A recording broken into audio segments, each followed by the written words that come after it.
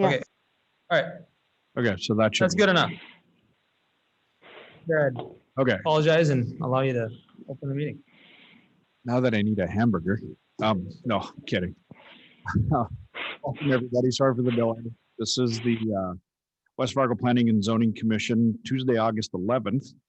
We'll call meeting to order. Second item of on the agenda is sorry for the delay. This is the approval of the minutes from the last meeting, July 14th. Move to approve. Second. And moved and seconded to approve the minutes from the last meeting as printed. All in favor signify by saying aye. Aye. Aye. Aye. Any opposed, same sign. Motion passed. Item number 3 is a public hearing. It's A20-22. It's a conditional use permit for an oversized accessory building with steel siding and roofing in a residential district located at 4709 3rd Street East, which is Lot 1, Block 3 of McMahon Estates, 4th Edition, City of West Fargo, North Dakota. And is it Roeder? I don't want to, okay, Roeder.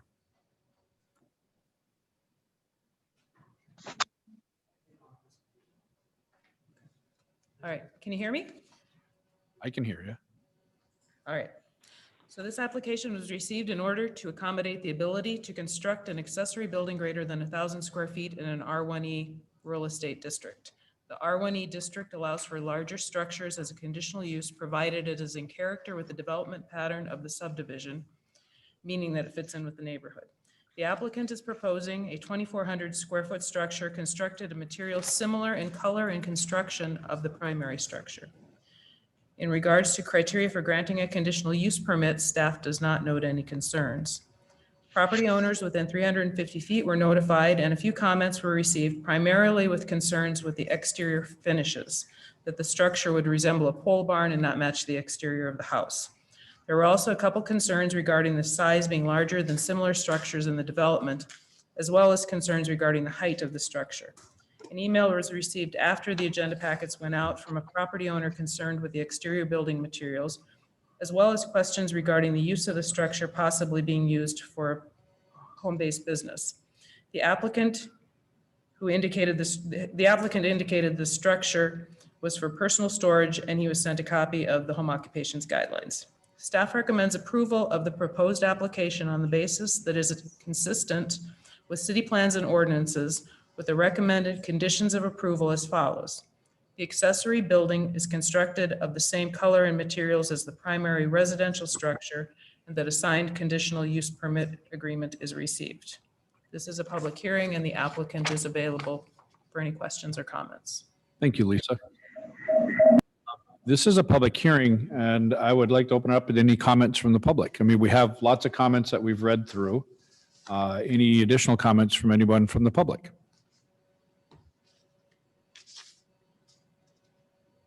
Are there any comments from the public? Any comments from the public? Seeing Shanda, anything?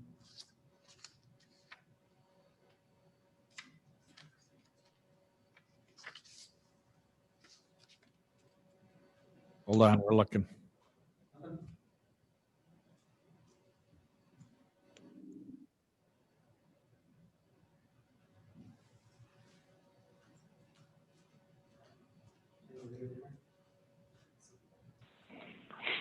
I saw a comment flash out from a Josh asking if we could hear them.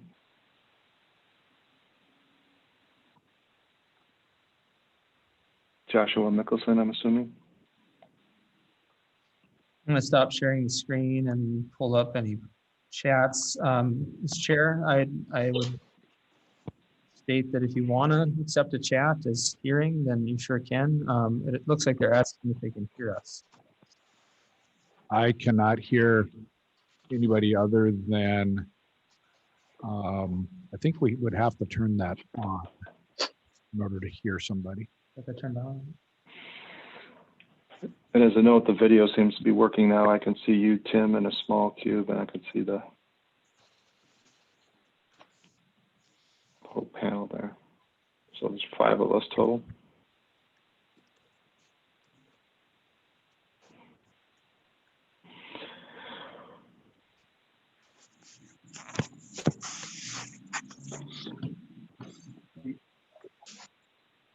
Okay.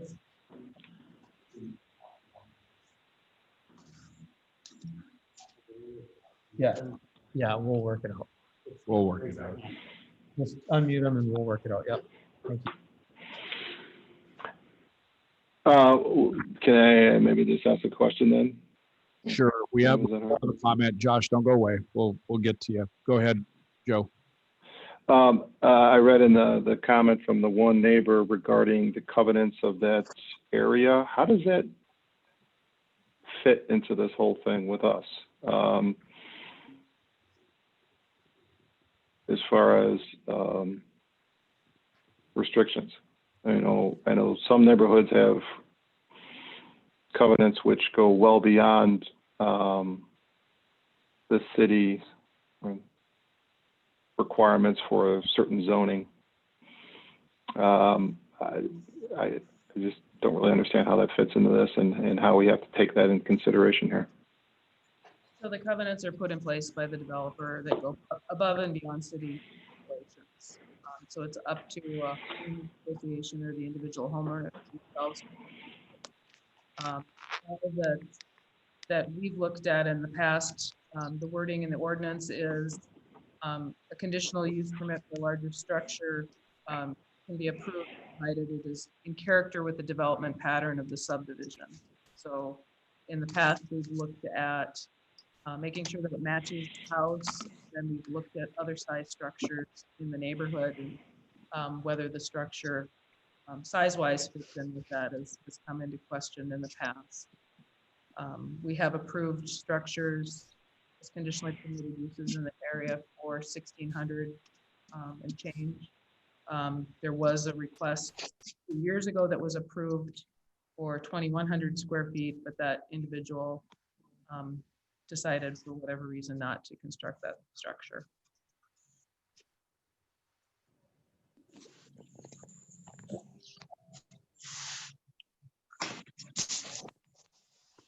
Okay. Do we have Josh yet? Can you guys hear me? We can hear you now. All right, great.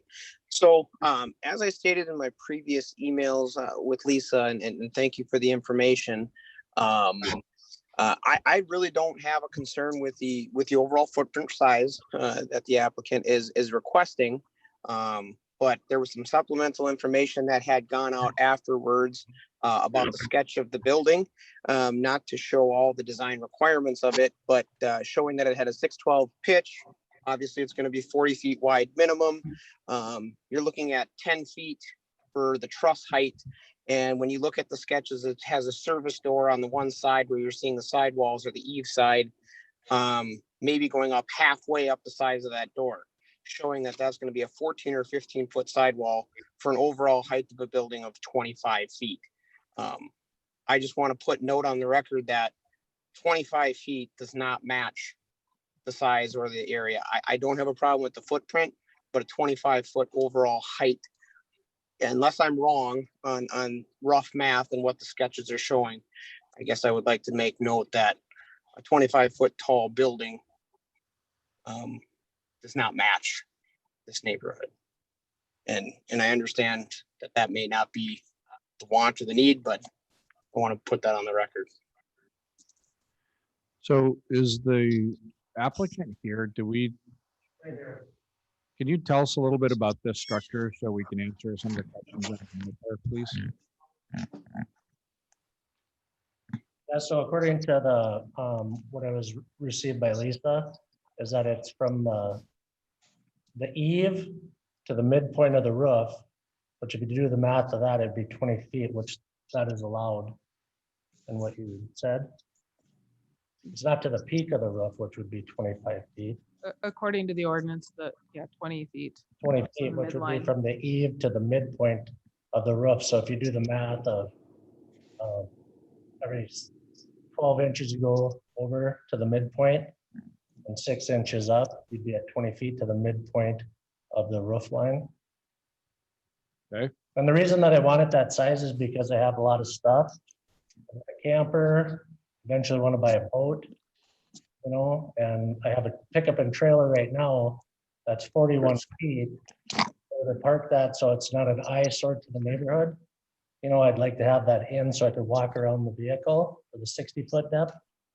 And the height of it, in case I ever bought a fifth wheel camper, that I could fit it in the door, And so that's my, reasoning behind that is, and I live in a 2-story house, which is well over 25 feet to the peak of the roof, closer to like 30 feet. So I don't see where that's gonna really have an effect on my house, and it's gonna match the exterior and shingles instead of a tin roof. What is the sidewall height? I missed that somewhere in Well, here. I had wrote in the deal if I could go 15 foot or 15.6, I think I had put in there, so I could get a bigger overhead door. Okay. To allow in case I ever did buy a fifth wheel camper. And I kind of want it to be so I can put all the things that I have inside of a building versus have them sit outside. Right now, my pickup and trailer sit outside. So in my mind, it would be nicer to have it sitting inside where you can't see it every day. Thank you. Yeah, thanks. Are there any other comments from the public? Regarding the business, what is the rough guidelines around running a business? Does that mean you cannot have inventory, delivery? What does that mean? I mean, no offense, Shane, I understand you have a business and you bring home a work trailer. I get that can go in the garage, but I make sure that's residential use because that's a concern. Home-based businesses regulations are pretty common sense. Don't have any exterior storage, any noise, smoke, no employees or customers coming to the home. Basically, the use of your home is the primary use, and like I said, basically don't interfere with your neighbors. And he has indicated that he does not intend to run a business out of his garage, that he has a lot of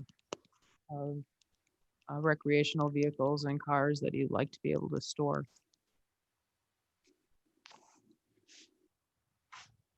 And if he violates the home occupation guidelines, then he could possibly be cited in court. So if we receive a complaint regarding a violation, we would act on that. And also the conditional use permit too. It could also be added in the conditional use permit that the structure or the conditional use permit agreement that structure cannot be used for a home-based business if you as commissioners would like that added into the wording for the agreement. So I have a little bit of concern in how that might get worded because the wrong person might consider that bringing home a truck with the name of a business on it all of a sudden constitutes a home-based business, and I'd be a little bit careful how that might get worded. Because if that were the case, about half of Wells Fargo would be in violation. So, I'm of the same thing. We bring work vehicles home as well, so I understand that concern. I'm just was curious about the other parts where it's.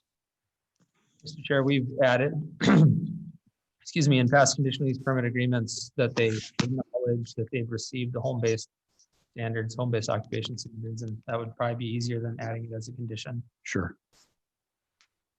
That makes sense. Are there any other comments from the public?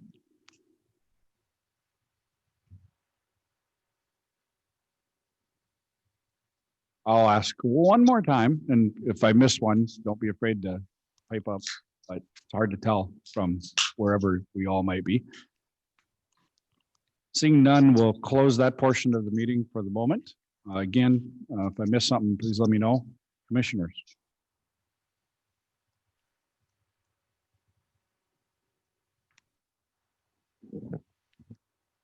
I guess, as I reviewed this material, lots of comments on it from some of the neighbors. It seemed like there was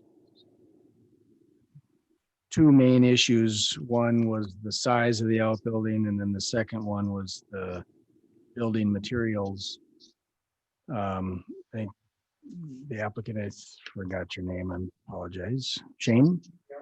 Talked a little bit about the size earlier. Did you did you indicate that the building materials are going to match your, Exterior is, I would like to do it as a Morton building, you know, but the outside will be steel siding to match my house, and then the front, as you can see on the drawing, brick, and then shingles on the roof. It'll be a gable end versus a hip roof. And then, in my mind, a hip roof would look silly on that building. So that's why I chose to do a gable end on it. But the interior of it, you know, is gonna be pole barn just to lower the cost, and instead of having to do foundation walls, it'll be on pillars. Sure. You know? But to me, it's a lot of wasted concrete just to hold the structure when you could do it that.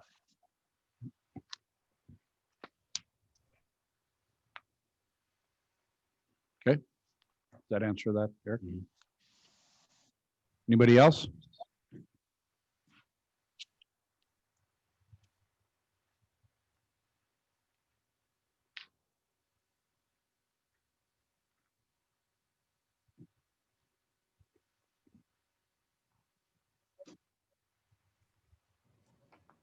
Yes, Mr. Solberg. Sorry, just catching things, and I wanted to clarify, is that steel residential lap siding then?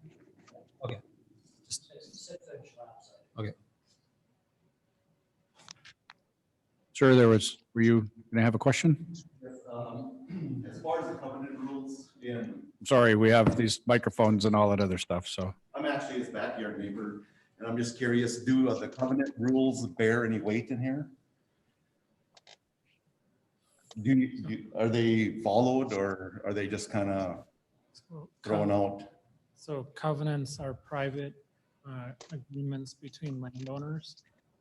The city and the Planning and Zoning Commission and the City Commission enforce zoning ordinances. Okay. If you have issues with your covenants, that's either enforcement, you can take action against your neighbor through your covenants, a developer could, or a homeowners association. So typically the city doesn't consider covenants when it's approval. That doesn't mean that our approval would free somebody from the restrictions of what's in the covenant. It's just that's our approval. Okay. But I I've actually read- built a garage in 2013, and I was informed that the largest you could go was 1,000 square feet. And it has to match your house. That was from the city of West Fargo. So at what point you start changing the rules? I think the covenants were put in place to actually stop the idea of putting up pole barns. Unless you have lap siding and shingles to match and the building looks like the house. If you view any of the properties out there, all the buildings look like their houses. So it's a very aesthetic, pleasing development. And I'm afraid that if we allow this to happen, where's it gonna stop? All of a sudden we'll have a 3,000, 3,500. I mean, our lots are big enough. You can put farm shops out there. So I think a precedent needs to be set so that you don't have a runaway issue here. So for the past several years, you could pull a permit as a permitted use for 1,000 square foot structure. With a conditional use permit application, like this individual has applied for, you could go larger, which is why we're here. We have looked in the past at similar structures in the area, and I believe I mentioned that there were 4 or 5 structures approved in previous years for 1,600 square feet structures. And there was an individual had applied for one and was approved for a 2,100 square foot structure and since moved away, and they did not build that structure. I believe there's a 1,000 square foot structure on that property right now. So I mean, I don't have any problem with the garages. I do have some issues with the height. The footprint I'm okay with as long as it matches the rest of the buildings out there. And with the height, the ordinance indicates 20 foot. Even if he built a 1,000 square foot structure, he could build a Correct. 20 foot high building. As long as he follows the ordinance requirements, he could build that height. Short of applying for a variance, which is very difficult to get, we wouldn't allow any increase in that. if it's approved, I'd just like to see an architectural drawing of this with his house so that it's, you know, eventually all of it one day will sell. So I hate to see values of our properties diminish because of a building that's sitting in my backyard. So, thank you. This is Joe. Point of clarification. He did say he was going to use the same style steel siding as his home and have a portion of brick on the front face. Is that correct? So the siding is going to match his house. Correct. Did I understand that correctly? Yes, Okay. It's just, but the pitch roof style is slightly different because he has a hip roof on the house as opposed to just the straight, whatever you call that. That's the deviation. But the color, and it's going to be shingled the same way as his house. So the application has been modified. The one that I looked at had steel roof and siding. The application that we're looking at shows a shingled roof with lap siding, horizontal lap siding, and then a brick front. Right, but what was written in the context of the words says steel siding and roof. Like exactly, if shingles on top and vertical or horizontal lap siding, steel. Shane, yes, sir. I'd just like to say that I originally said I would like a steel roof, low maintenance, because I used to be a carpenter and shingles, they say 30-year warranty, but literally they're 15-year warranty. So that was the only reason that I put in there for that, you know, to have a steel roof on it, not to try to devalue my property as well, because I understand everybody's concern, you know, that they don't want this big pole shed. Well, it's not gonna be a big pole shed. It's gonna match my house, you know, same color shingles, steel siding, which is horizontal lap siding, brick on the front, like my house has, red brick, you know, an overhead door like my garage does, you know, windows to match, everything's gonna match the structure of my house, except for the style of the roof is not gonna be a hip roof. It's gonna be a gable end, because a hip roof on a building like that would look foolish. Got it. And just to say that, you know, I originally said that, you know, on the steel roof because of low maintenance, because you rarely, unless you had, you know, baseball size hail, have to replace it. And then, but I'm good to go with shingles, you know what I mean? Okay. So, When I had sent the notification to property owners out 3 weeks ago, we didn't have a copy of the elevations that went out with the packet. And he had done a sketch indicating what he had proposed, and I had emailed that out to anybody who had sent an email comment. And apparently I must not have gotten an email from that gentleman, so he did not revise plans that were in the packet. and Okay. two, if I'm, you know, approved to do this, I will have a company that's gonna construct it, do renderings and stuff, so people can see that as well.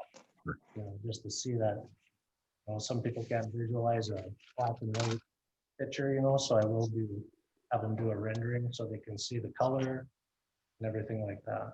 Okay. So, Fair enough. Thank you. Does that satisfy that particular issue?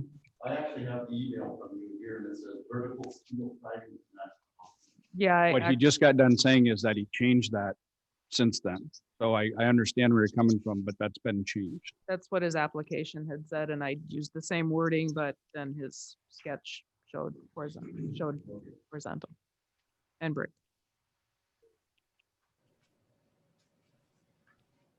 Anybody else?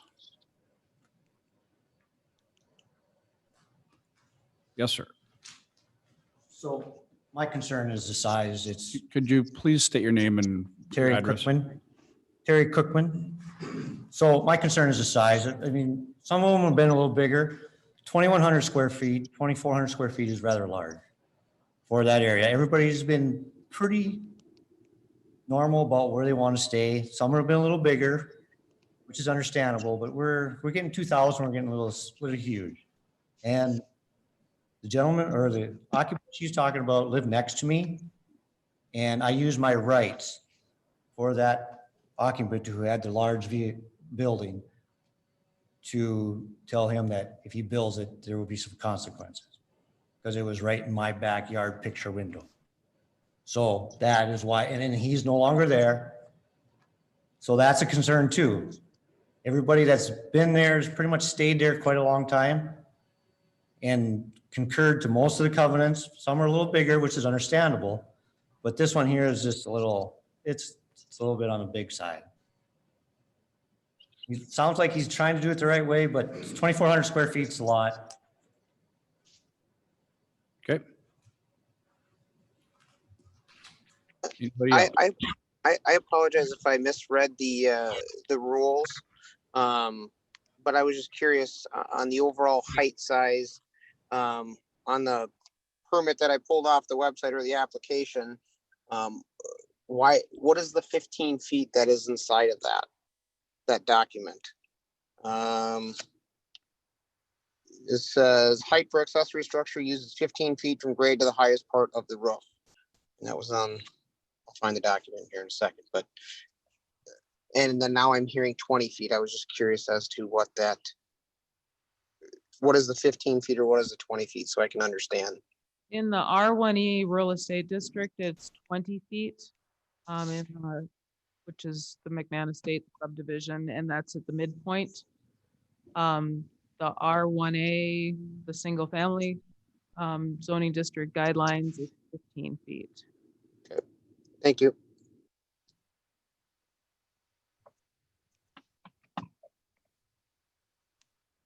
I actually would have known the answer to that one. It's pretty good. Anybody else? Hello, I'm Clark Erickson. I actually live out there too. I built a 40 by 40 building a number of years ago, and I think a lot of these buildings actually add value to those properties out there. They look really nice. People are putting them up fast, and you kind of look, they're a little different, but they're adding value. It's not hurting anything out there. With the difference with yours, Clark, yours is half behind your house and behind on a driveway. This is aesthetically not blocked by anything. It is in frontal visual view of the street. Yours is up elevation by 15 feet and behind the house, 40 by 40, I believe. Correct? 40 by 40. Josh, I just want to remind you, it's a public meeting. Please ask the chair. I apologize.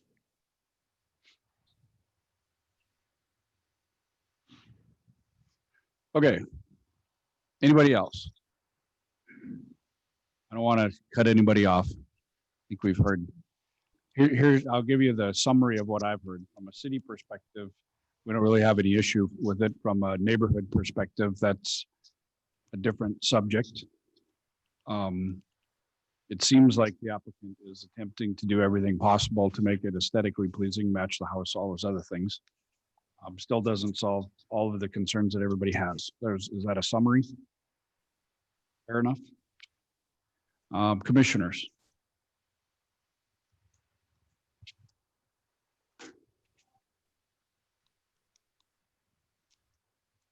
I would accept some sort of a motion or some sort of a comment, or this will be a long meeting.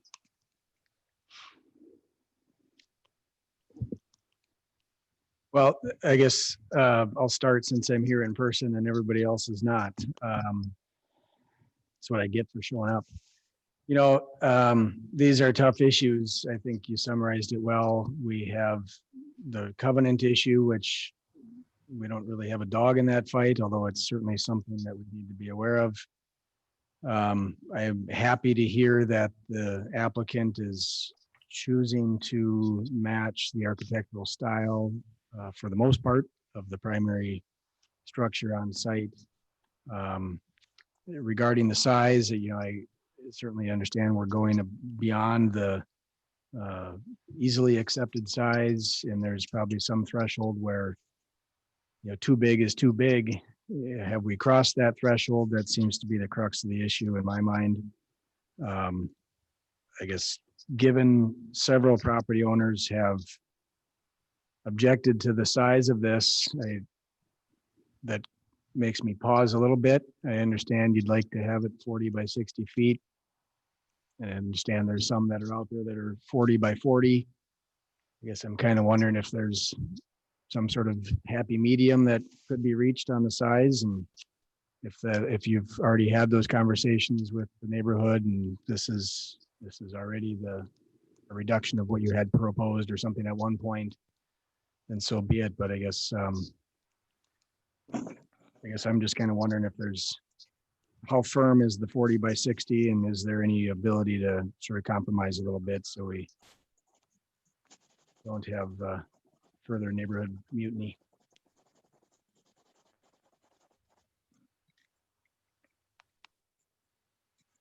Anybody else?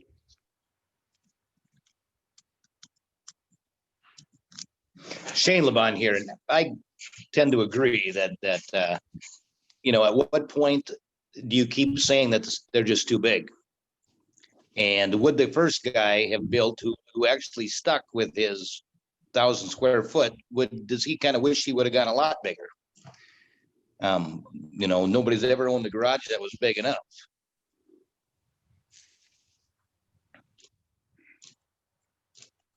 But so I kind of disagree with the size. It'd be nice to see if there was some kind of agreement that the neighbors could make between them, that what is the size that should be an appropriate accessory building. And it kind of sounds like they did. They kind of said it with the covenants. Well, to be fair on the covenants as I read them, so let's just cover that really quick. I'll read specifically what everybody is referencing, and whoever sent these out, and I'm sorry, I can figure that out quickly, but each lot will be restricted to construction of one single family detached residence with either a 2 or 3 car attached garage. That's not part of what we're talking about. Detached garages may be approved provided they are constructed as part of the design style and are constructed with the same exterior materials as the house. No lean-to, carport, and vehicle storage building detached from the residence will be permitted without the written approval of the owner. I guess I don't know the definition of owner in this particular case. The developer, excuse me. So, from a simple reading of it, they don't discuss size. They discuss matching the house and kind of matching the neighborhood. So you can construe matching the neighborhood to mean any number of different things depending on, I guess, where you stand on it. Again, that's not our dog to fight. Well, thanks for that clarification. So the covenants do not specify size restrictions on the secondary building, only finishes. No, they do. Excuse me, this is Josh Mickelson. I believe it's in a different section.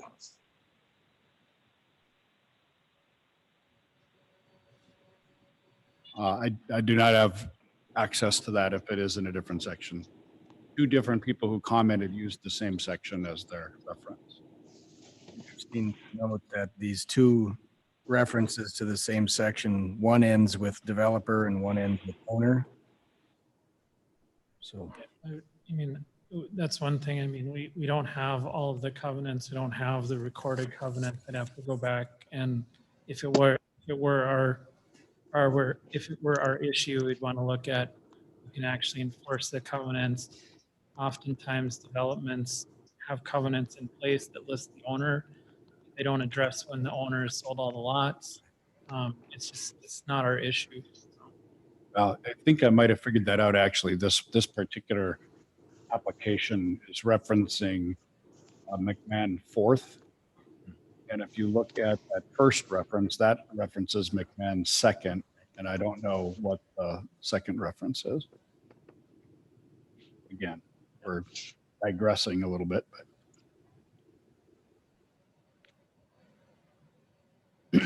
what should we do?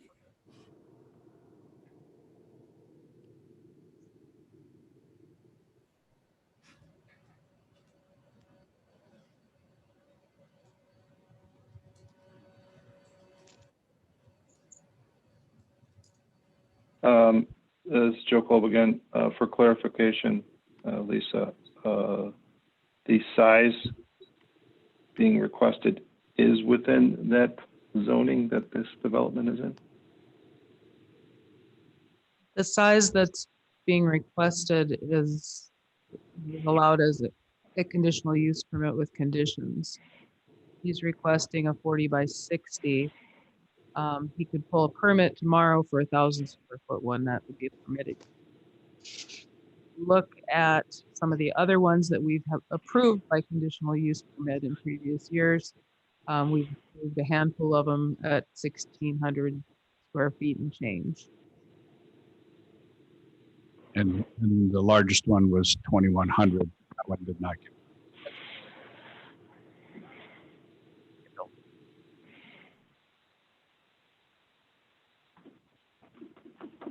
So the ones that are out there that we've approved by conditional use permit, there's a 1,600 square foot one, there's a 1,632 square foot one, and there was a 1,619 square foot.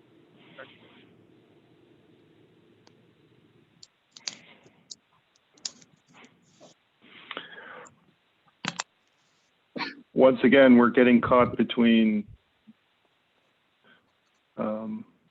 the desires of the community and the desires of the owner.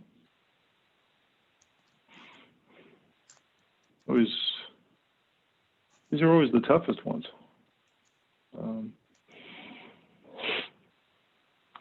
Wish people would talk before they come and put it in front of us. Honestly, it's getting a little frustrating.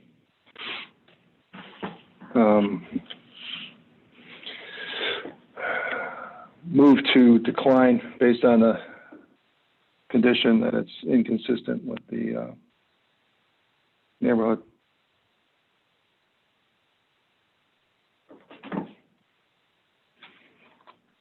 Second. Oh. Shane. Been moved and seconded to deny the application based on the neighborhood recommendations. All in favor signify by saying aye. Aye. Aye. Aye. Any opposed, same sign. Motion passed.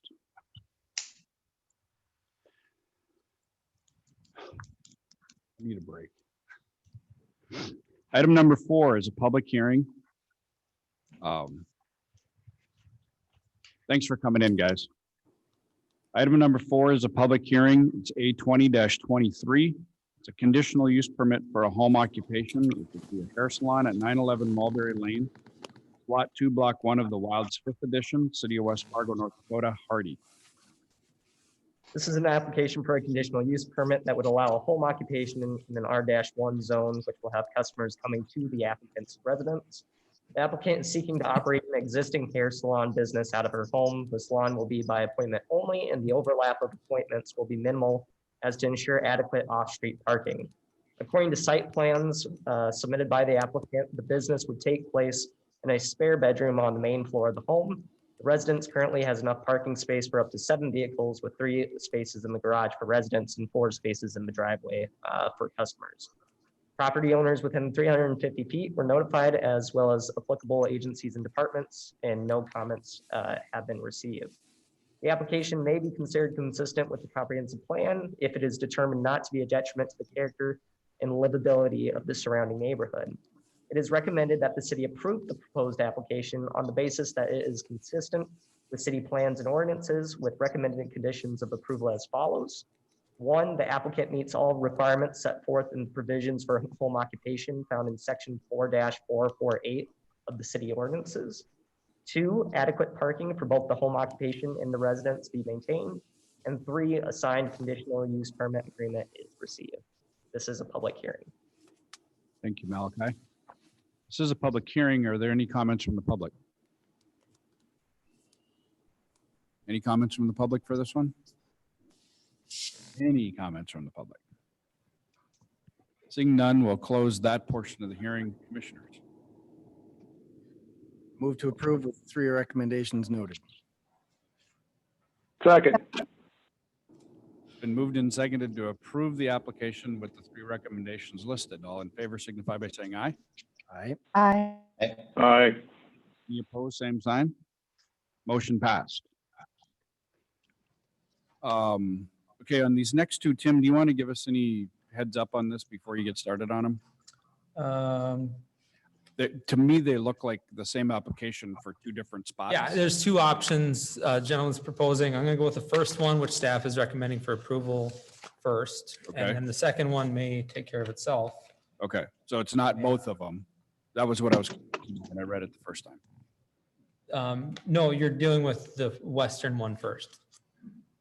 At the end of the day, they only need one. Oh, yeah, they only need one. Okay, Yeah, that was sorry. the question. Okay, so, I'm sorry, just wanted to clarify that. Thank you. Item number 5 is a public hearing. It's A20-24. It's a text amendment to the A Agricultural District Standards and to consider a conditional use permit for construction of a warehouse and seasonal sale of retail goods, fireworks, on a parcel 53-0000-09059-040, located in the northwest quarter, section 10, township 139 north, range 50 west, just Mapleton Township, Cass County, North Dakota, black powder. Thank you, Your Honor. This is a result of purchases of in the Fargo-Moorhead Diversion Authorities project, the FM diversion.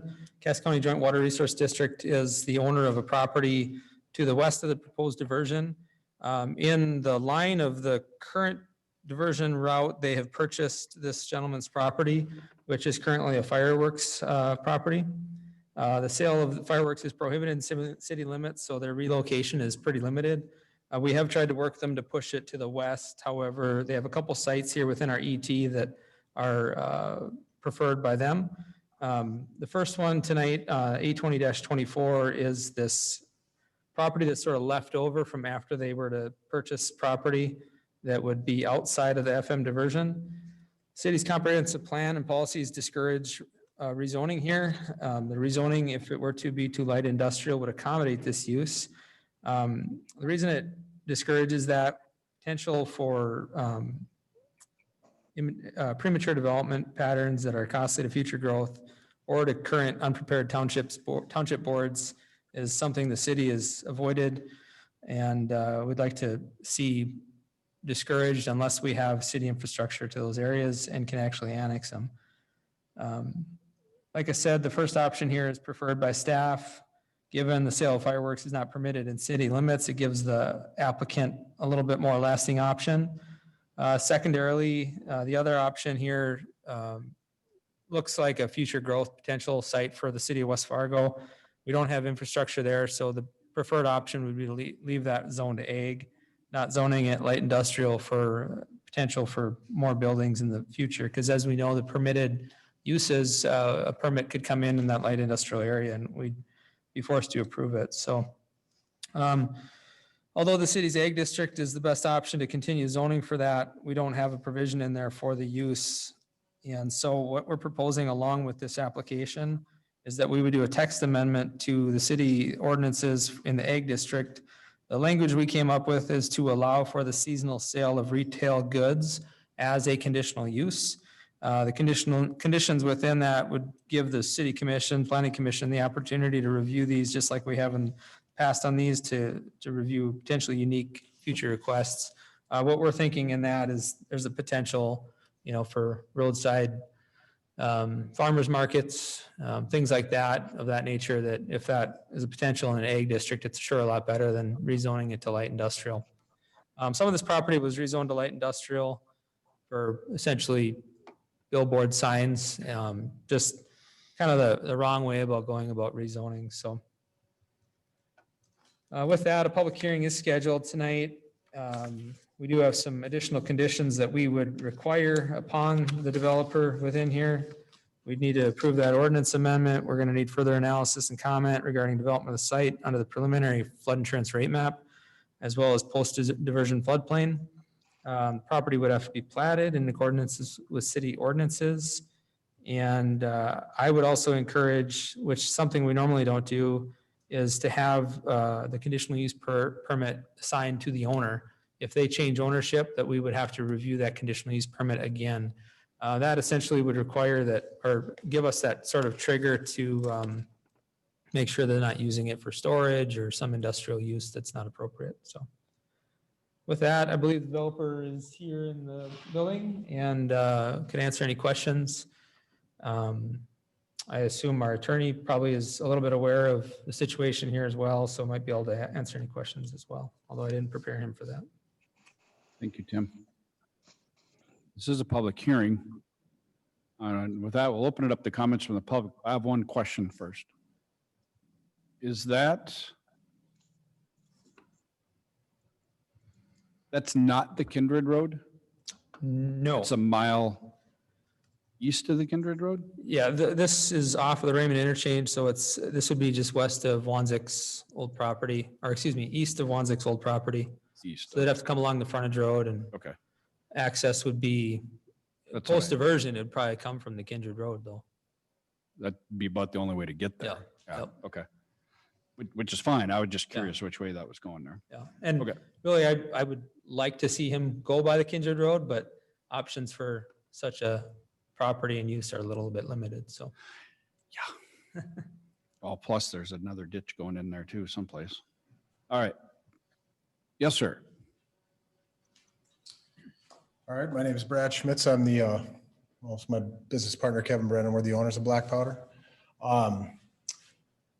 The idea behind the two sites, the first site that is actually closer to the interchange is our preferred site. Reason being is exactly what you just said, the access. There isn't really good access there. There's as far as I can tell, basically a service road that runs north and south there along the west side on the wet side of the diversion. So there's going to be extensive repairs to that road. And also you can't get there coming from a certain angle because the frontage road is not going to be crossing the diversion. So access is definitely an issue. So we much prefer that site, the first one, which is closer to West Fargo. I guess that's really all I have to say right now. And if you have any questions, I'm certainly here to answer any of them. For clarification, this is Joe Gold. So when you say the first one, that's actually the second one we're looking at? I guess that would be, yeah. So I call the first one because it's my first choice.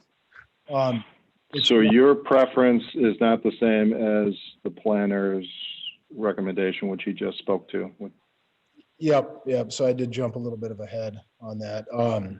The idea for us is to purchase the 63.18 acres there. The idea is for us to purchase those acres with the idea of if and when planning and zoning or the infrastructure heads out towards that area, is we would develop that or sell it to a developer. So that would be the end game for us is to get our building there for 10, 15 years, whenever the city gets closer to that. And then we would plan on getting out of it and developing it.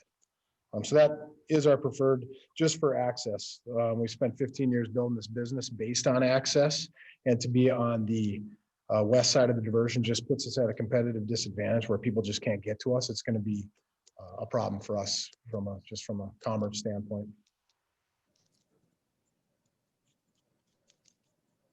I'd say a major problem. Kevin Brennan, I'm a co-owner of Black Powder. Yeah, it's going to be a major issue. People are right now, loyally conditioned to take exit 342 and come over to see us. The diversion completely threw our whole life plan around that particular business out of whack, and that stuff happens in life. We get it. So we're just trying to find an effective way to deal with this problem. So going to the further west, the location west, people coming from the west, they blaze right by us. Oh, look, a fireworks stand. It's going to take an incredible amount of effort to come back, hit the Kindred exit, come back, find us. So it's just nicer to be closer to the city, and with the potential of the rest of that land in the distant future, but understanding that West Fargo will be coming for it at some point. So yeah, we've heard some concerns from others, actually just as recent as today. But yeah, that's definitely where our preference lies. So Thank you. You bet. Thank you. Any other comments from the public? Mr. Chairman, I did send some emails out, but those are regarding the other site. So I don't have anything to add on this one.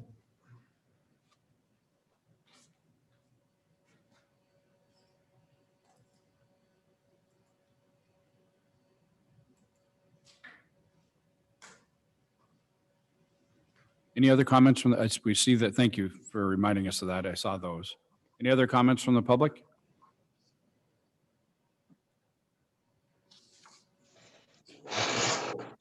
Seeing none, we'll close. Go ahead. Sorry, we're going to discuss 8/20/25. When we get to that one, yes. Okay. Yep, yep. Well, there's kind of a when and if Right. answer to that. Yep. Yeah, that's why I asked earlier if they did or not. Sorry about that. Seeing none on this one for the moment, we'll close that portion of the hearing. Any commissioners?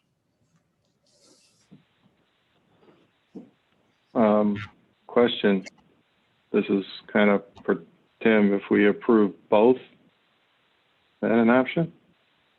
Yeah, so if you approve both, I would let them decide what they want to bring to the city commission. If they want to bring both to the city commission, they sure could. I could also, if you choose, I believe we could hold your consideration of this until the next report and next public hearing. And then you could choose one or the other. We could do that, and that seems to make some degree of sense in this particular case. Okay. Why don't we do that? Why don't we suspend this one and move to the A20-25? We have 2 public hearings scheduled. Yeah, so we'll have public hearings on. So we're gonna go to both of them. Okay. There'll be another public hearing for the next one. So they're not gonna make a decision on. Yeah, so we're going to suspend 2024 for the moment and go, we didn't do anything with it. We'll just suspend that one and go to item number 5 or item number 6, which is also a public hearing. It's A20-25. Same thing, text amendment to the agricultural district standards and to consider a conditional use permit for construction of a warehouse and seasonal sale of retail goods, fireworks, on an area within the northeast quarter, section 10, township 139, north, range 50 west, Mapleton Townships, Cass County, North Dakota, again, black powder. Thank you, Your Honor. And this, again, same situation, different site. That one of the things I failed to mention on the last one, the applicant has even considered just picking up and moving the building itself instead of rebuilding a building. That's an option that they might have. However, we're not talking about the type of building necessarily in this. My biggest concern with this is the property has a growth potential, we believe, for the city of West Fargo. Post diversion, it'll be out of the floodplain, most of it. And it is near an interchange. So I've expressed these concerns to the applicant. One idea that he's kind of floated as an option is the sunsetting clause of some sort, that when the city would come into this area to annex, they would accept that and move on. I'd feel a lot more comfortable with that if, they weren't putting a lot of improvements into the property. So that would be something that I would probably work with both our city attorney and the applicant and our city commission to consider if this location were approved. That being said, I did receive a number of comments. I included a couple in your packet that we received prior to the packet going out, and then I received 2 more today that I did forward to the applicant and also laid down before you tonight. Unfortunately, those that are joining us via Zoom don't have those in front of them. I'll just kind of summarize the first one, primarily the disruption to the fireworks that are lit off. They did say it typically only happens 8 times a year, which is not a big deal with where they're at today, but if it were this close to their property, that would be a major issue. The second one, a lot of questions on are not notifying the entire neighborhood. Again, we notify those within 350 feet. And also adding the additional traffic was a major concern for them. I think the Raymond Interchange Road gets a bit of traffic already, and it's just a township left to maintain that road. So traffic added to that road, we'd certainly want to encourage the township to reach out to us and get their thoughts on it. They were notified. We didn't get any comment from them. They may not have looked at that a whole lot, but I did take a phone call today too. Did not get a letter from them, but just a quick phone call talking more primarily about having that traffic near them.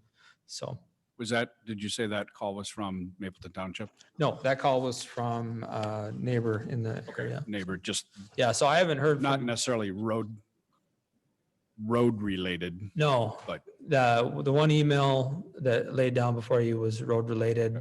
And just anecdotally, driving on that road, it washboards quite a bit. very soft right It's a tough one for a township to take care of with the amount of traffic it has on it. So, so I'd concur with that and would expect that Raymond Township would want to, Mapleton Township would want to comment on that. So, staff's recommendation is to deny the request for A-2025, primarily just focused on preserving the agricultural nature of that until which time the city has infrastructure in that area. So. Okay, thanks, Tim. I have a question or two for you, actually, before we move. So there is a question in here about, well, I don't know if it's in here, but I'm going to ask it. What is the proposed distance of the building on A-20-25 from the existing development? I know 350 feet is fine, but the entire development is attached to Willow Creek. So I see how that, but what's the building distance? Do we know? I don't know that answer. Can give you a little bit of a guesstimate here on my map.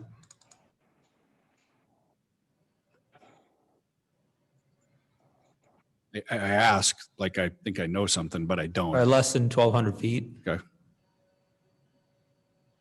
I don't know what a safety distance is for a fireworks stand from No. residential, or no, it's not a stand, it's a warehouse. We did reach out to the fire department. This is rural fire. However, our fire marshal did kind of comment on it. Didn't have a lot of concerns. They're familiar with the business because he had previously inspected it. So he didn't have a lot of concerns with either location. I don't think it's the explosive nature that a chemical would be, but obviously they are explosives, but it's a different level of explosives. So. All right, this is a public hearing. Are there any comments from the public? I know there's at least one, so we're going to let. There's one quick thing I just want to add real quick is, Brad Schmitz again. Thank you, Mr. Chairman. The idea to be, we want to be as far away from Willow Creek as possible. We want to be as close to the interchange as possible. And I guess wherever that plat lines up and where the building can be put, within the covenants of whatever the law is we want to be as far north as possible. And again, we don't want to be in this position. We don't want to move, but we're forced to. So yeah, that's all I had to say. All right, thank you, sir. Yes, sir. After 2 starts and stops, we finally have. Good evening. My name is Alan Liebrecht, and I'm speaking on behalf of the DD Trust, which owns the land in Section 11, which is directly to the east of the proposed location, A-20-25. I'd like to thank everybody for being here today, and thank you for the opportunity to speak. I'm here to voice our concerns regarding the proposed location at A-20-25. At this time, we feel it is not appropriate to have a commercial or retail property directly adjacent to a quiet rural neighborhood. A commercial fireworks warehouse, although seasonal, brings an increase in noise from fireworks being shot off during the day as well as at night when families are trying to get their children to bed.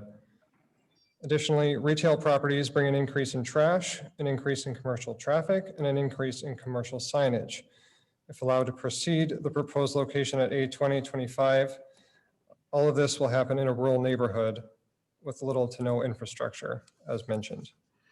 Furthermore, looking to the future, our major concern is that it sets a precedent for increased commercialization and unnecessary disruption of a rural area, causing an undue burden to an already existing neighborhood. Therefore, we feel the proposed location at A-20-24, farther to the west, would be more appropriate and less disruptive for the rural community. Thank you. You bet.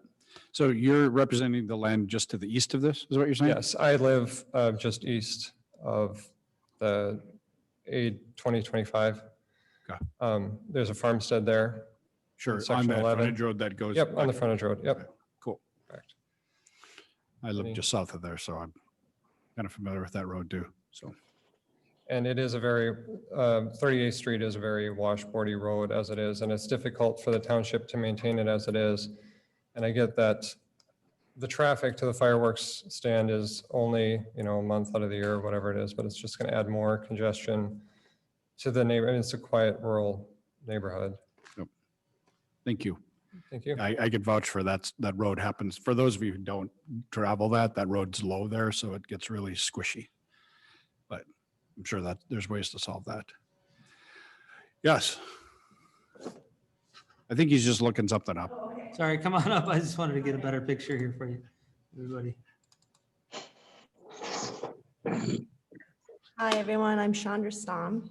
I received a letter and I was nice enough to share it with the rest of the homes in the area. There's roughly about 25 homes in that area. I've lived there for 20 years and I understand that town and it's all coming and I get that, but I don't want a fireworks stand in my backyard. I really don't. I just think that West, I understand where they're coming from and that it's going to be harder to get to, but I also feel like if that's what they want, they'll get there. They will get there. And the roads, the infrastructure, and what's next, storage units. I mean, what else are you going to put there? I would like to see a park. I'd like to see some homes, something like that, not a firework. I just don't want fireworks in my backyard. These people, and so many people out there didn't even know about this meeting until I brought it to their attention. It's literally in my backyard. And a 10,000 square foot building is a huge building. And they do nothing, little to nothing, as far as taking care of that road the way it is. I mean, we're kind of on our own out there. So what is this going to do for our property levels on top of that? Okay. Thank you.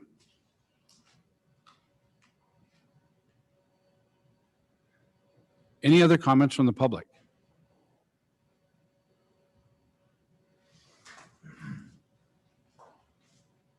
Yes, sir. Yep, Brad again. I guess what do people think is going to happen there? Like, I guess I have a general question for that specific parcel. That, like, the idea of the diversion is to protect that land so that it can be developed. Is that correct? Like, as a general rule? That's the That idea. depends completely on who you talk to, but generally speaking, we're trying to protect that land so it can be developed. I guess the idea is to develop it in the future. And I don't think that's going to be stopped, but maybe the timing isn't right, but it's going to be developed. It's just a matter of when, not if. That's all I have. Yep. No, that thought crossed my mind as well. I have no insight, but any other comments from the public? Yes, sir. Kevin Brennan again. I completely respect and value you coming in here, and I saw your email. You definitely have a strong opinion on this. 20 years invested there is what I have. We've also been invested elsewhere, and I'm not trying to shut you down, but we've been searching for land, and it's not easy. We definitely didn't get enough money to just buy and build again. And majority of the plot, I mean, this is actually our third choice, to be honest. The others just won't sell, aren't interested, and that's their right. And they're all waiting, they're all waiting for the gas station to come or the store to come knocking. So we just thought this would be a placeholder for us and our business, which is, you're right, a month a year, sir, it is loud, but no louder than the rest of your city by any means. We do a show on the 4th, like a lot of people do. We test some fireworks periodically, but I would say it's nowhere near anything different than the rest of what's going on those roads on the 4th or those times. So I definitely hear the concerns. I would just say we're in the same position. We're in a similar position. We're in a similar position. It's not where we live. I respect the difference there. But we've been uprooted. So 15 plus years there, 16 maybe. And so we're just looking for a home that doesn't kill our business as well. So thank you. Thank you. Any other comments from the public?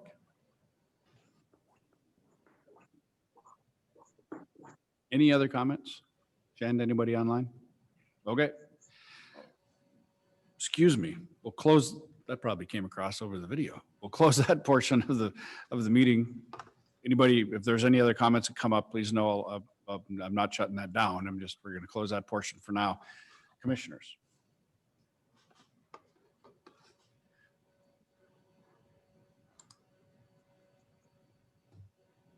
I do have a concern about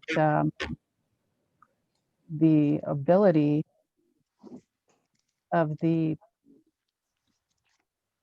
A20-24 site to comply with floodplain regulations, seeing how it's going to be outside of the diversions protected area and post-diversion. I'm sure we do know what that looks like. It wasn't provided in this packet, but there was a comment saying that the developer, the landowner, would have to meet those criteria. And I'm just wondering if that's likely to affect the developability of this site for that owner. So I can actually speak fairly directly to that it's nothing additional Phil can't solve. Well, I don't know if you're aware, but there was a remapping done recently that changed us from a steady state map to an unsteady state map. And there's been a lot of discussion from the federal regulators that they would like to see our floodplain management switch from a perspective of allowing fill anywhere anybody wants to place it to limiting the amount of fill per developed lot, which could impact the ability to raise any portion of the lot. There's likely going to be a practical limit. The locals will have to decide if they're going to do first come, first serve and let the first person out there fill their entire lot, or if they're going to change their management procedures so that each individual lot can be filled, let's say, to 1/3 of the total footprint of the lot. And that hasn't been determined yet. And we do recognize that that's a shortcoming of all of our current floodplain management ordinances here locally. So I would just raise that question again as to how confident we are that this site can meet those requirements. Mr. Chair, may I? Yep. Thank you. So as you see in the conditions provided, if 20-24 were approved, it'd be required to plat the property and determine that. So this wouldn't be the end of seeing this. This would be the end of seeing it as a conditional use permit. We would then have him plat the property, at which time we would have to then make a determination, which we haven't had to do yet, in the extraterritorial jurisdiction of how to deal with this Western cast study that's been dragging on for years, and the unsteady state model versus the steady state model. So we'd be in a position where we'd have to make that determination.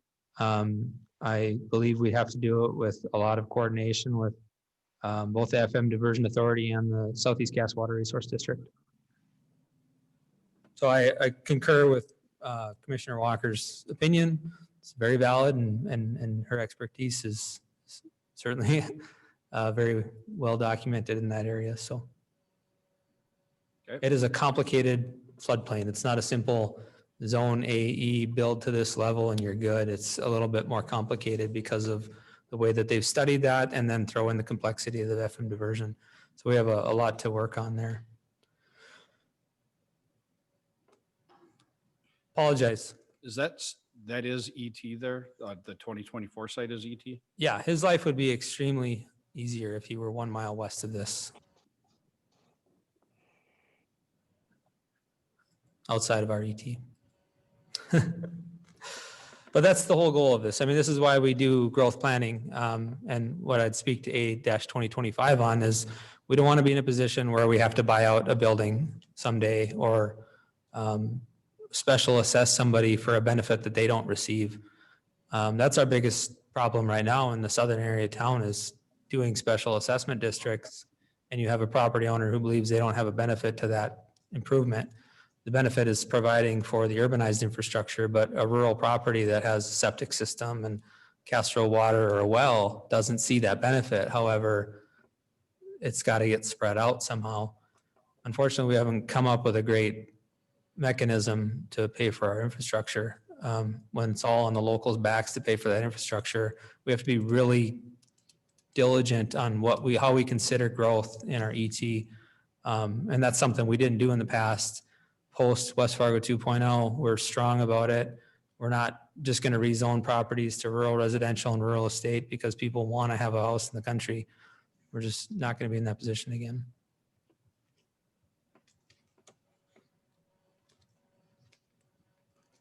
Any other comments from commissioners?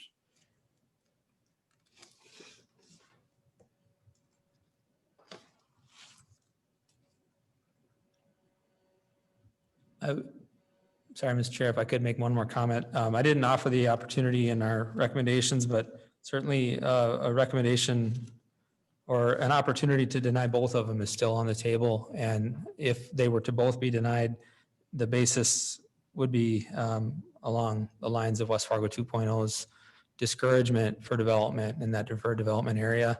I think as a member of the FM Diversion Authority, we feel it incumbent upon ourselves to try to help find some place for this person to be. And within our jurisdiction, there's an opportunity that he's presenting to you. So, okay. Thank you.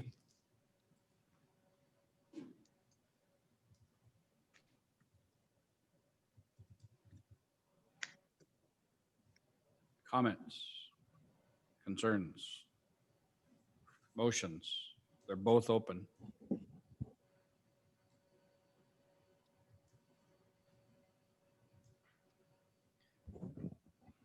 I'd move to concur with the staff recommendations to approve site 2024 and deny site 2025 following the recommendations in the staff reports.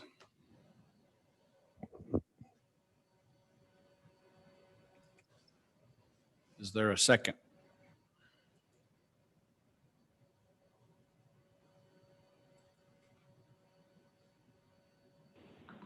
Are we doing both at the same time, or are we just going to do one individually and do the second vote? Because The motion was a dual motion, one to approve A-20-24 and then the recommendation.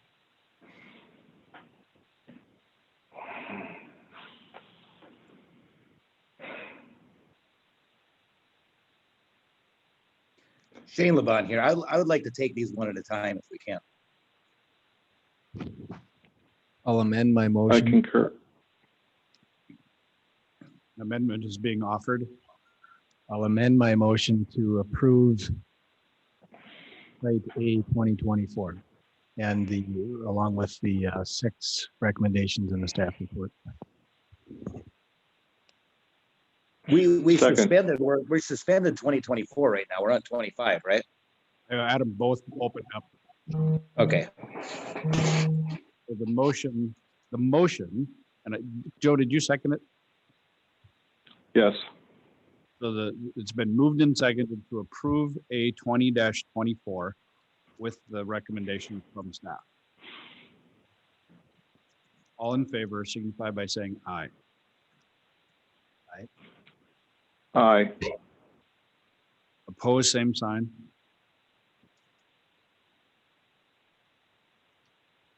Sorry, I was muted. Aye.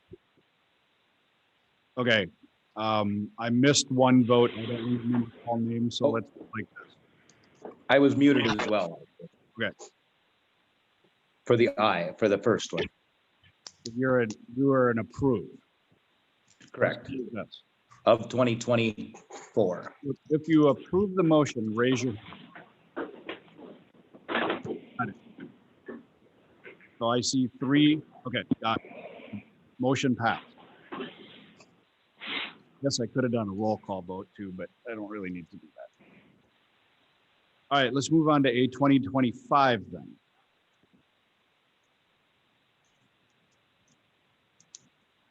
I'd accept the motion related to that one.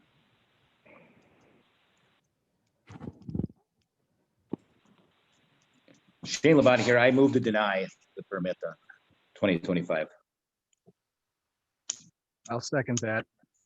Been moved and seconded to deny A 20-25, or item number 6, however you want to look at it. All in favor signify by saying aye or raise your hand. To deny. Those who oppose, raise your hand. Now you're gonna make me decide. Thank you very much. Appreciate that.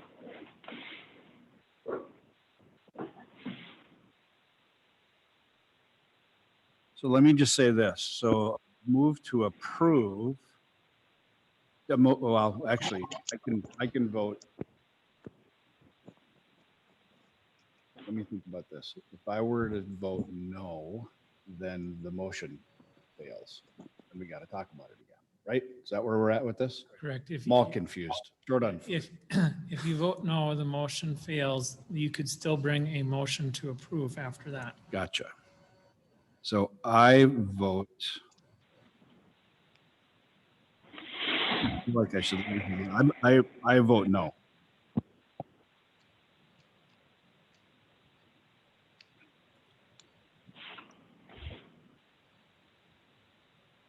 So what that means is I get to actually speak my piece just for a second.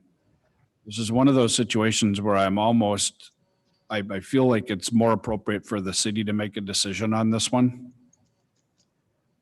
I feel like putting this one in the hands of us is really for an opinion only.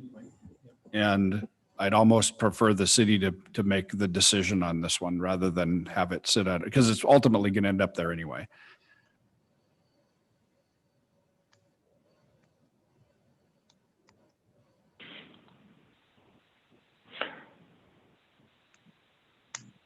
I move to approve 1025.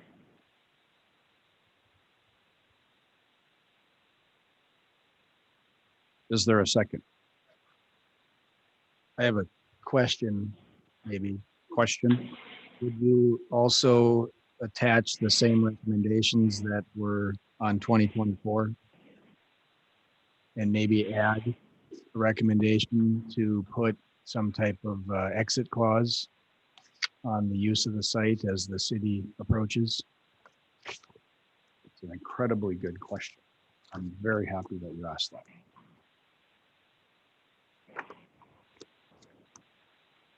Mr. Chair, I would ask that if apologize, was it Joe? Commissioner Cole made the motion? Yes. Friendly amendment to add the 6 conditions as noted in staff report of A 20-24. 25, I thought we were talking about here. Yeah, I had my recommendation was to deny. I didn't offer up an opportunity for those recommended conditions for that one. So I would ask that. I see. So, okay, I'd like to amend my motion that we approve 10/2025 with the 6 recommendations noted in 10/2024. Did I say that right? You did. But that doesn't capture what Commissioner Dodds was asking. Yeah, I guess through the discussion here, I think Mr. Solberg has brought up a good point, and others recognize that eventually this area has a better potential for development than areas outside, west of the diversion channel. And so the city doesn't want to be put, and I don't know that we want to put the city in a position where we've got a fireworks store that needs to be bought out as development approaches. And so I'd like to see some type of exit strategy that's mutually agreeable between the city and the applicant so that we have some sort of ability to do that without a big fight. And I know John Scott. Yeah, what was that phrase? How did you phrase that, Tim? The sunset clause? Yeah, you'd have like a duration. It's sort of like dark on how long that should be for. Well, I think duration. the point, I think in the sunset clause I proposed was at time of annexation. So a seventh condition that at time of annexation, the use be sunsetted. And John would help us write that into a conditional use permit.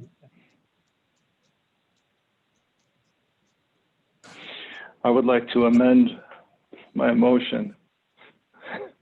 I move that we approve 10/20/25 with the 6 conditions noted in 10/24 with a 7th condition that a sunset clause be included in the conditional use permit timed for when this area is annexed by the city of West Fargo.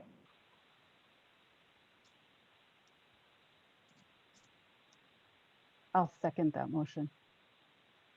All right, it's been moved and seconded to approve the application A20-25 with the 6 conditions referenced in A20-24, plus a 7th condition that there be a sunset clause drafted that coincides with the annexation of the property by the city.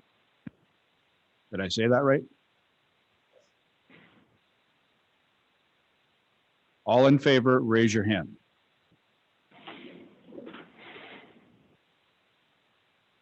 Okay, all opposed, raise your hand. I'm sorry, I meant to approve. That was Okay. I was gonna say, you're gonna do this to me again? no, I approve. Motion passes. Those in the public, Mr. Chairman, I will provide the comments that they provided to me to the city commission, and I'll take any more comments in the meantime as well. Sounds good. I'm not into passing the buck, but in this one, I think it's probably. Item number 7, thank you guys. Thank you.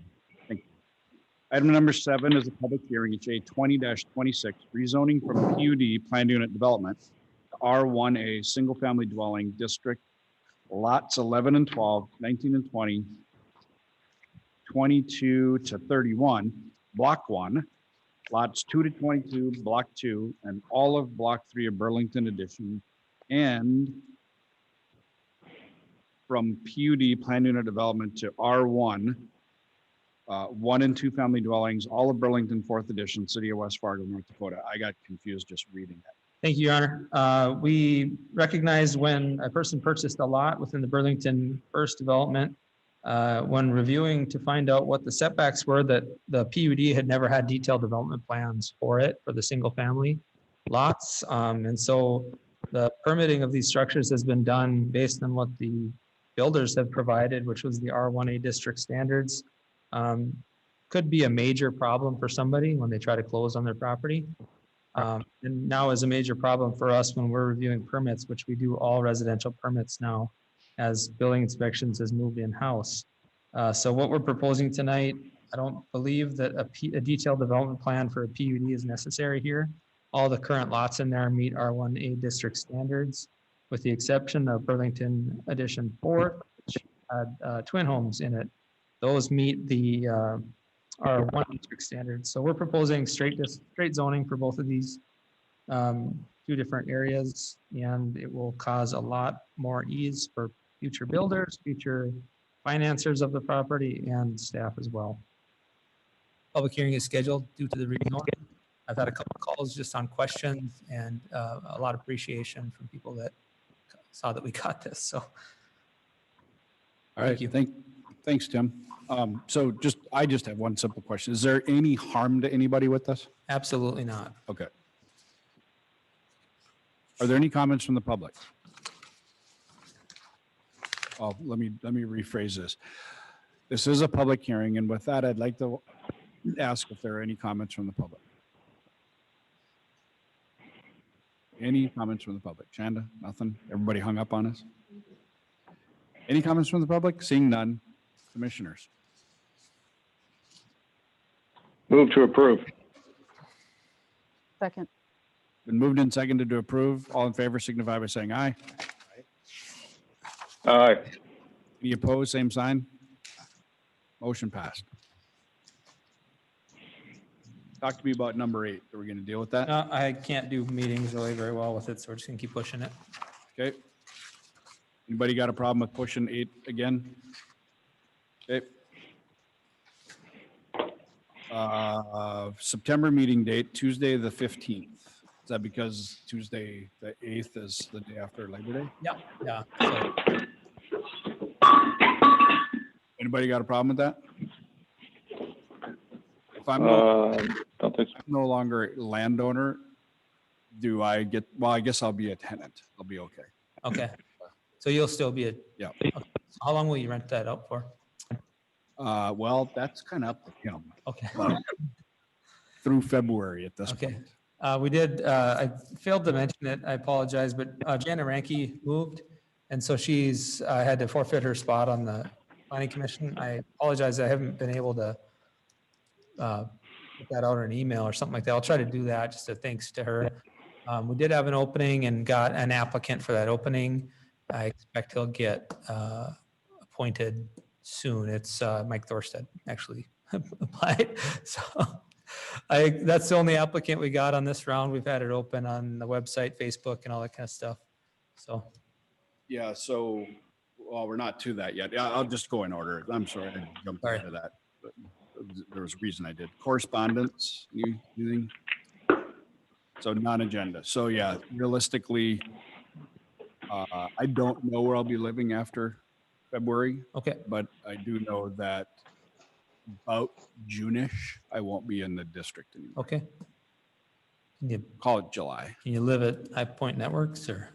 That's, people have done that for the purpose of putting their kids in different schools. No, I appreciate that. So we'll have to think about that at the turn of the year for election of officers and such. So appreciate that.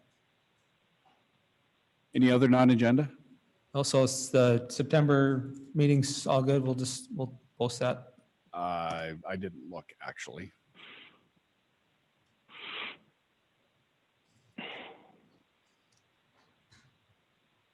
September 15th.